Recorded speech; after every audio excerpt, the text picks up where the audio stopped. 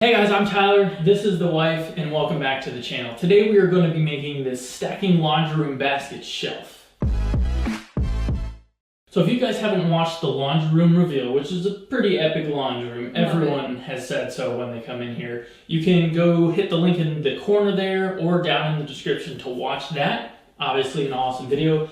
But we wanted to make this separate because we didn't want it to get buried in all the cabinets and plumbing and countertop and floor and all the other stuff going on that build. It's one of my favorite aspects of this laundry room because I could be days behind on laundry, like now, and you never know. You would never know. 18 inches of space. So yeah, it takes up 18 inches of space on the floor. Obviously it goes to the ceiling, but you can have 6 loads of laundry hidden there and you would never know. We do have plans to this. You can find them down in the description below that are specific to this laundry basket, and all of the details are in those plans.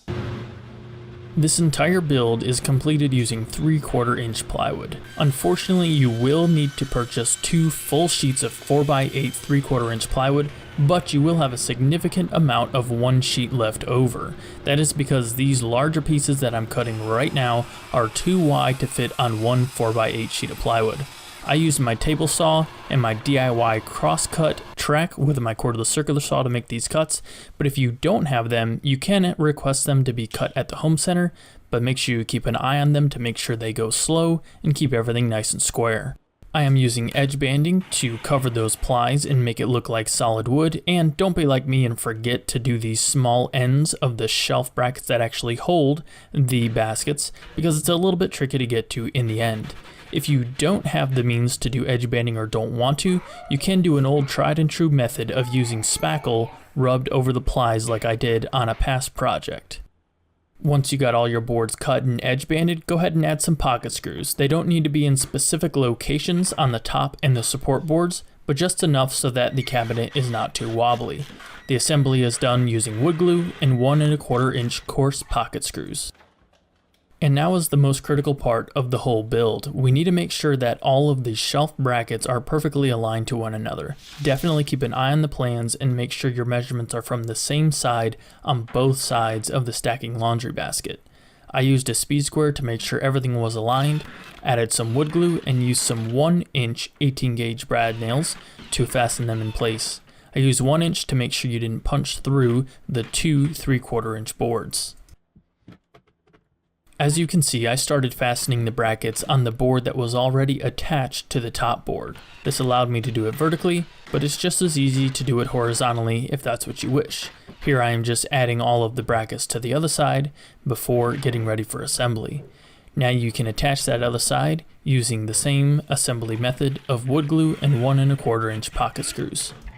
Now that both sides are appropriately fastened to the top, we can add some support at the bottom and in the middle. These just consist of an 18.5 inch wide piece of 3/4 inch plywood, fastened in place with wood glue and 1 1/4 inch pocket screws as before. There are 2 of these supports at the bottom to prevent the sides from splaying in and out, and 1 in the middle to add some rigidity to the whole assembly.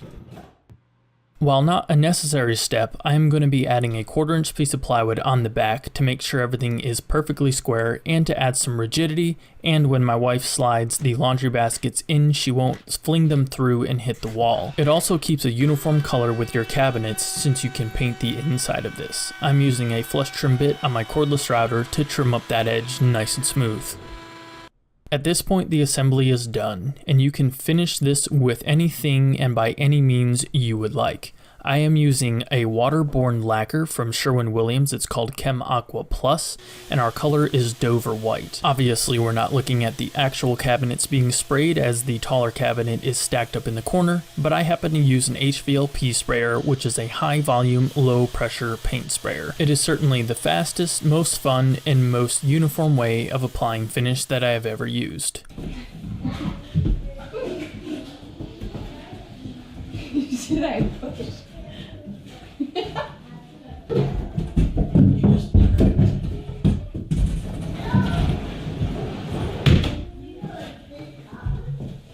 Standing it.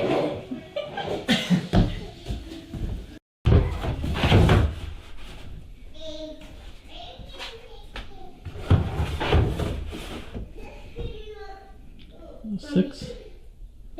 We're missing one. Did I only buy 5? So there we are, guys. I hope you enjoyed that video. We certainly enjoy, or at least she enjoys, having this in the laundry. So there are plans for those down in the description below, as you might have already purchased. And this is super easily interchangeable if you want this to be only 2 baskets high, 3 baskets high, 2 wide, and so forth. All the measurements are the same once you make those initial measurement points. These are 2 bushel baskets. You could probably find smaller ones. You need the lip on it to slide. Yeah, so this is for this specific basket because it has that super strong edge that will hold against the shelf and not kind of fold in. So again, I hope you guys enjoyed that video. If you did, please hammer that thumbs up button. Helps us out a ton and gets this video in front of more eyes. I'm DIYTyler. This is the wife. You guys have a good one.